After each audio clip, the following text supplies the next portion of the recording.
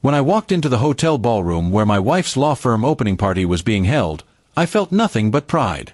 She had worked so hard for this moment, building her own practice from the ground up. I straightened my tie, bought flowers, and rehearsed the words I wanted to say to her. I was ready to be the supportive husband, standing by her side as she celebrated her achievement. The room was buzzing with excitement. People were dressed in their best, glasses of champagne clinking, and conversations flowing with laughter. I saw my wife at the center of it all, radiant in her elegant black dress. She looked stunning, more confident than I had ever seen her. I couldn't wait to surprise her with my presence. She didn't know I was coming early. As I moved closer, weaving through the crowd, I slowed down when I overheard a group of colleagues standing near the bar. They were laughing, whispering, and their words cut straight into me like a knife. "Well, no wonder she made partner so fast," one woman chuckled. "Sleeping with the senior partner has its perks." The group erupted in cruel laughter. My heart sank. At first, I thought I misheard. My wife. Surely, this was just office gossip. But another man leaned in and said, "It's not gossip, it's true. Everyone knows. She and Mr. Anderson are practically inseparable. Half the reason this firm exists is because of him." The glass in my hand trembled. I felt dizzy, my ears ringing as if the walls of the room were collapsing on me. I wanted to dismiss it, to say they were lying, but the conviction in their voices left me no space to deny it. My wife's success, what I thought was earned through years of sacrifice, suddenly felt tainted. I stayed hidden, observing her from across the room. She laughed a little too freely, touched Mr. Anderson's arm a little too comfortably, and leaned into his whispers in a way that made my stomach twist.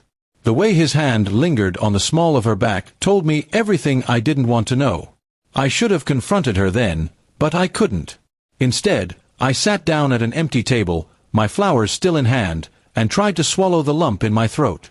My chest felt heavy, as though every promise we made in our marriage had just been broken before my eyes. Eventually, she saw me. Her face lit up with surprise, and she hurried over.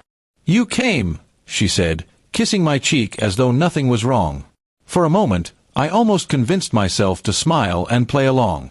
But the whispers of her colleagues echoed in my head. I looked into her eyes, searching for guilt, but she was too good at hiding it. "Of course I came," I said quietly, forcing a smile. "I wouldn't miss this." She introduced me around, proudly calling me her husband, the man who supported her dreams. I shook hands, smiled, and played the role, but inside, I was breaking. When Mr. Anderson approached, my blood boiled. He smiled at me as though we were old friends, complimented my wife, and even congratulated me for sharing her with the world. His words felt like mockery, and I could barely stand his presence. My wife looked between us nervously, but neither of us said a word about the truth hanging in the air. The night dragged on. I stayed long enough not to cause a scene, but my mind was elsewhere. Every laugh, every toast, every cheer felt hollow. I had walked in to celebrate my wife's success, but instead I had discovered her betrayal. The party, the law firm, the applause, all of it seemed like a carefully constructed illusion.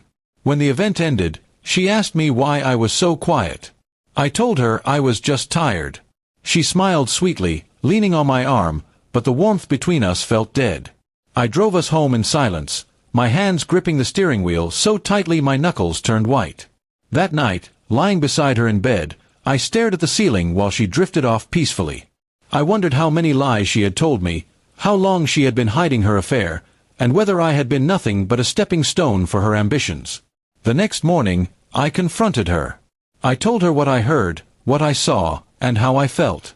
She froze, her face pale, and for once, she had no rehearsed words to save herself. After a long silence, she admitted it. Yes, she had been with him, yes, it had been going on for months, and yes, he had helped her career. Her tears didn't soften me. 3 weeks later, I sat across from her at a lawyer's office. The air was heavy, the silence sharper than any words we could exchange. She looked down the entire time, ashamed, while I signed my name on the divorce papers.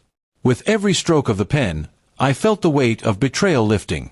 When she finally signed her side, I walked out without looking back. My marriage was over, not with a fight, but with ink on paper that closed the chapter of us forever.